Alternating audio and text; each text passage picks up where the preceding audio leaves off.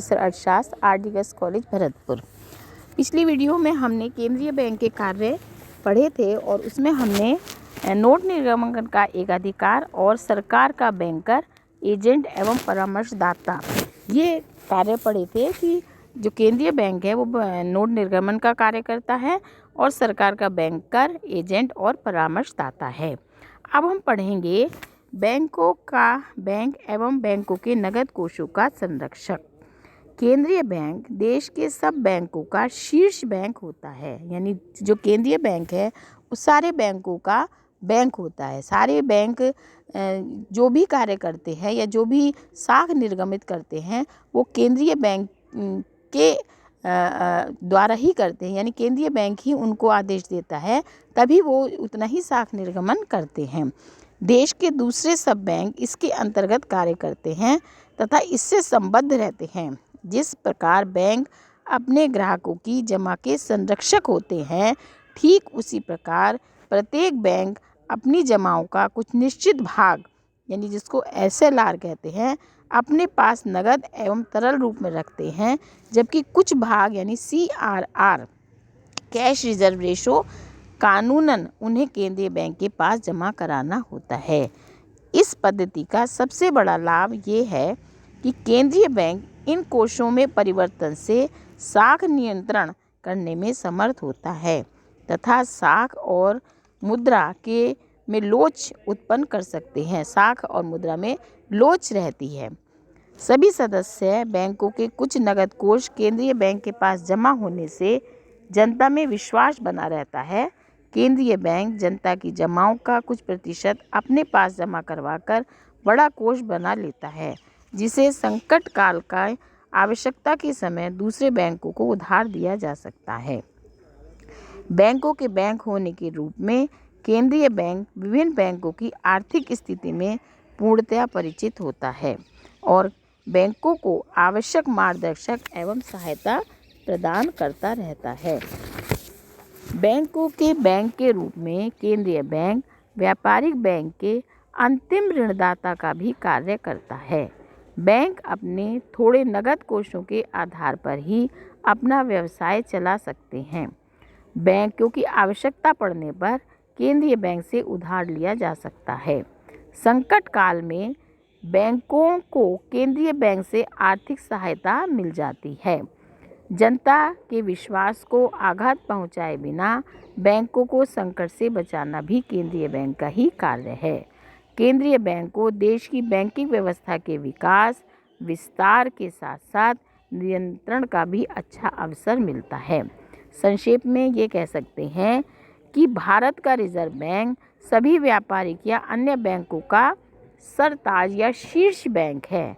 अब इनकी जमाओं का 5% नगद कोष अपने पास रखता है और उसे बैंकों की समयावधि जमाओं और मांग जमाओं से अधिक नगद कोष वृद्धि का अधिकार है। भारत का रिजर्व बैंक केंद्रीय बैंक के रूप में भारतीय बैंकों का मित्र, दार्शनिक, मार्गदर्शक भी होता है। इससे देश के केंद्रीय बैंक का सुदृढ़ आधार तैयार किया जा सकता है। केंद्रीय बैंक सभी व्यापारिक बैंकों को मार्गदर्शन देता है कि वो कितना साख निर्गमित करें और केंद्रीय बैंक सभी बैंकों का बैंक होता है।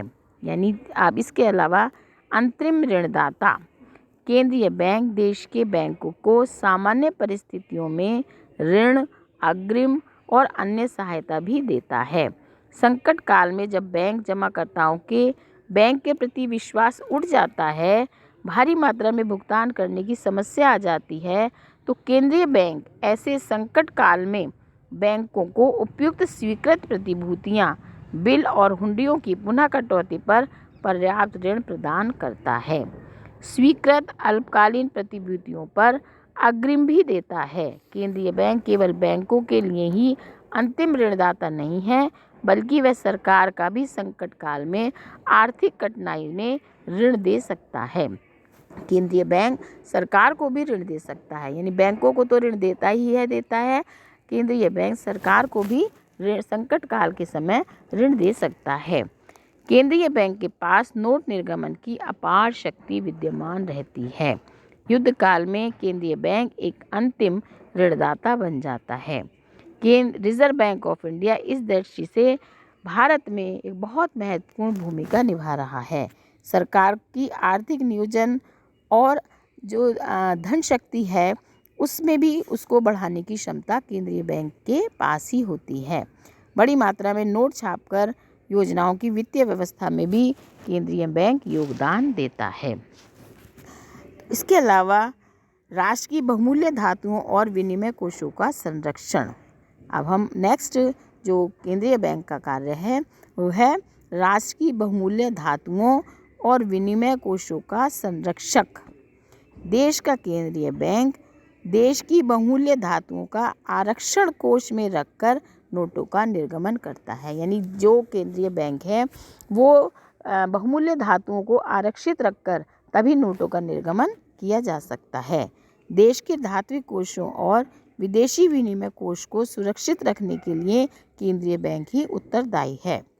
केंद्रीय बैंक इन कोषों को अपने पास इसलिए भी सुरक्षित रखता है ताकि भुगतान असंतुलन की स्थिति में इन कोषों के उपयोग में विनिमय दरों में भारी उच्चावचनों को रोक सके और विनिमय दर में सापेक्षिक स्थिरता ला सके। केंद्रीय बैंक का जो मुख्य उद्देश्य है वो है विनिमय दर को स्थिर रखना, और जिससे ज़्यादा इन्फ्लेशन या डिफ्लेशन की स्थिति अर्थव्यवस्था में नहीं आए तो वो भी केंद्रीय बैंक ही नोटों के निर्गमन के माध्यम से उसको संतुलित कर सकता है। तो राष्ट्र की बहुमूल्य धातुओं और विनिमय कोषों का संरक्षण भी केंद्रीय बैंक के माध्यम से ही किया जाता है।